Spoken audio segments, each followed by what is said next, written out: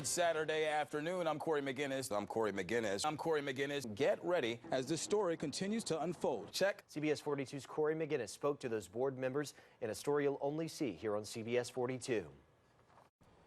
Good evening. Talladega City School Superintendent Tony Ball is in hot water tonight. I got the chance to speak with school board members who tell me that his comments via text message were degrading and downright insensitive.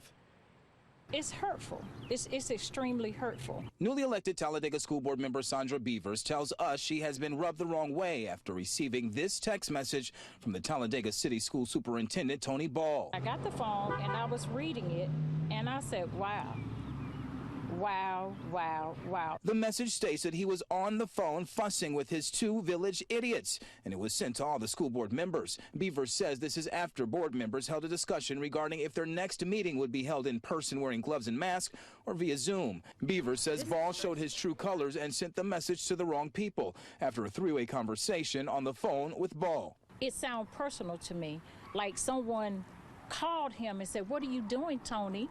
And his response was, on the phone, fussing with my two village idiots. And Beavers isn't the only school board member insulted by the comments. I believe it was meant for the other three board members. Like Mary McGee, who says African Americans have been quoting the African proverb that it takes a village to raise a child, and that Ball's choice of words are degrading to the African heritage. To me, it was a racial slur. Hello? Hey, may I speak with Mr. Ball? We reached out to Ball.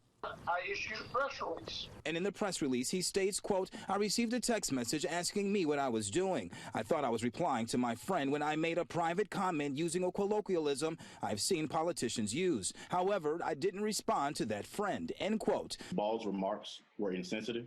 Talladega's first black mayor, Timothy Ragland, weighed in. Calling the only two African-American board members village idiots is in some sense an obscene expression against not only those board members, but the people that they represent. And both school board members, McGee and Beavers, are now calling for the resignation for Ball. We will stay on top of this story. In Talladega tonight, Cory McGinnis, CBS 42 News. Local coverage you can count on.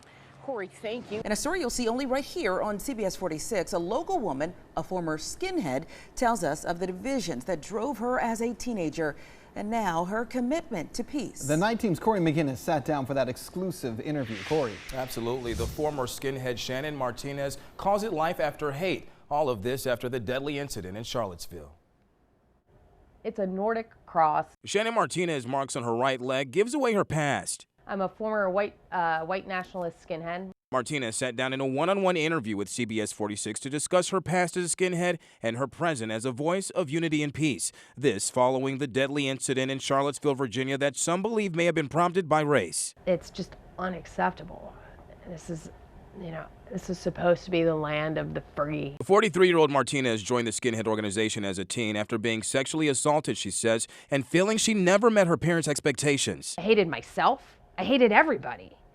And so it wasn't a huge leap to then say, well, I hate black people, I hate Jews, I hate brown people, I hate all non-white people. In fact, it was almost like it was a relief. She believes one of the reasons people get involved in white nationalist groups is due to a sense of vulnerability. There's been some sense of disempowerment and disenfranchisement coupled with trauma is what draws people at first. These are photos of Martinez in her youth. All show her giving Nazi salutes with Nordic cross signs on her body. Similar signs were seen in Charlottesville, Virginia, when 32-year-old Heather Heyer was killed Saturday after a car rammed into a crowd of counter-protesters gathering to oppose a Unite the Right rally of white nationalists and other right-wing groups.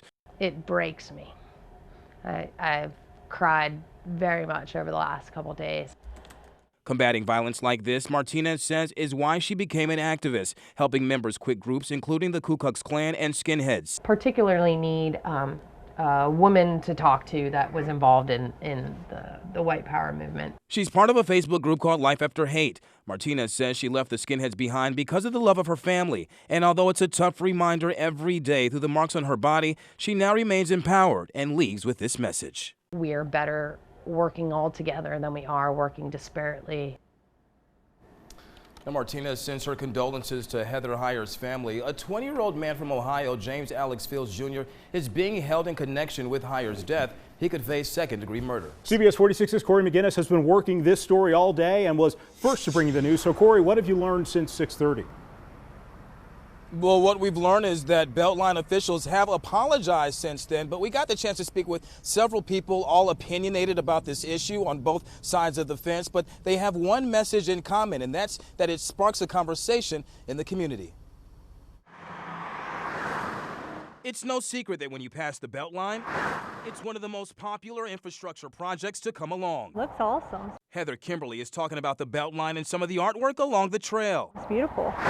But Sunday, it was anything but after we showed her these disturbing photos of two black men in jail hanging on the Georgia fence. Personally, I would not want it. Kimberly says she personally would like to see more pictures of inspiration. We don't want to show anything that could cause kids to think that that might be their future. We did some digging and found out that the exhibit features 10 notable Georgia photographers presented in a 250-foot-long exhibition of photography that fits the theme of home, streets, people, creatures, nature, and play. There's even a photo of the famous Sunday best picture of the 5 black boys sitting on a car in Chicago in 1941.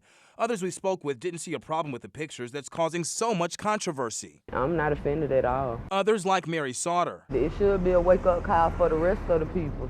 who interprets the picture in a different way. They trying to let the black men know it's more to life than jail. And others echo Sauter. It don't bother me. It's truthful. Is the photo a lie? We will stay on top of this story. CBS 46 was first to bring you the story. Since then, we received this statement from a Beltline spokesperson, quote, "We have seen the photos that were installed on the West Side Trail, and we are gravely concerned that those images were a part of this year's art on the Atlanta Beltline exhibit displayed in the community. Art on the Atlanta Beltline was created to make art accessible to everyone by bringing the exhibit to public spaces and in doing so be respectful of the community," end quote. Meantime, the photos have been taken down, while Kimberly is glad to know the photos shed light on an issue she deems as sensitive.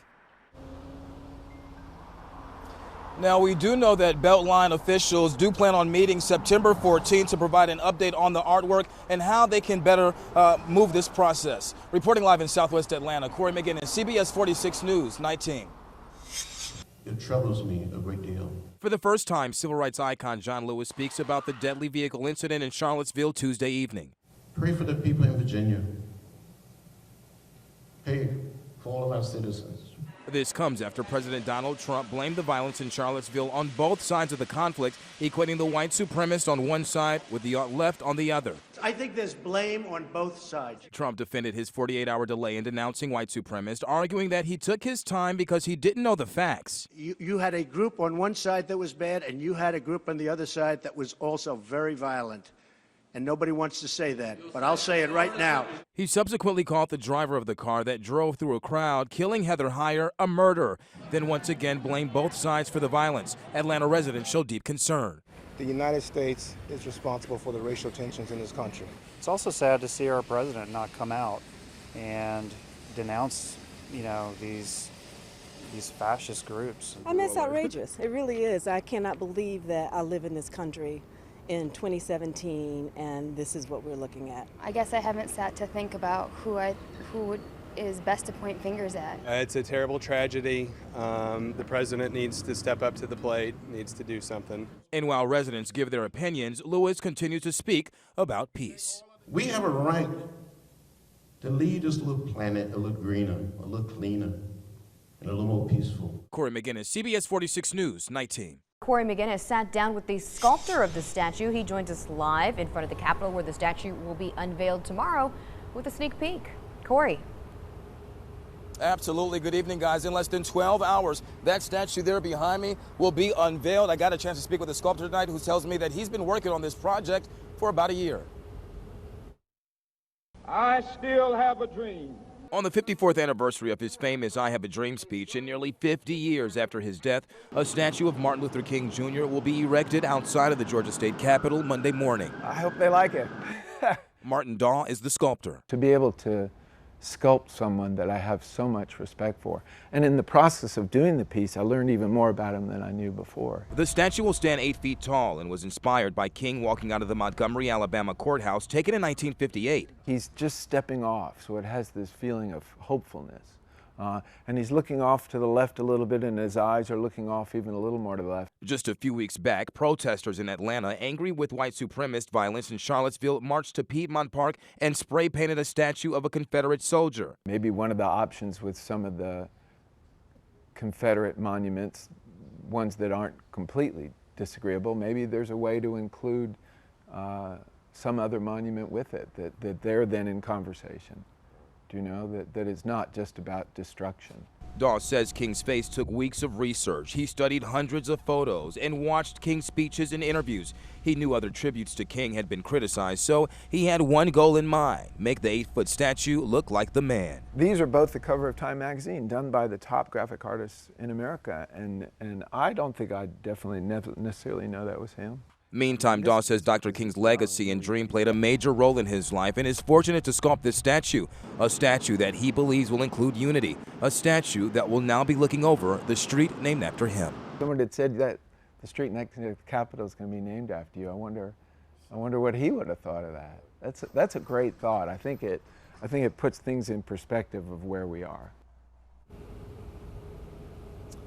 Now, the unveiling will happen tomorrow at 10 o'clock. This event is open to the public. We're live in downtown Atlanta. Cory McGinnis, CBS 46 News 19. How bad is this? Well, it's pretty bad. You have nothing to say to those folks that do support you? I talk to them, they will support me every day. I know they have. To the parents that have been sitting and waiting patiently. We will be making announcements later in the week. What message do you have for Hoover Police Department? That black people can be legal gun owners too.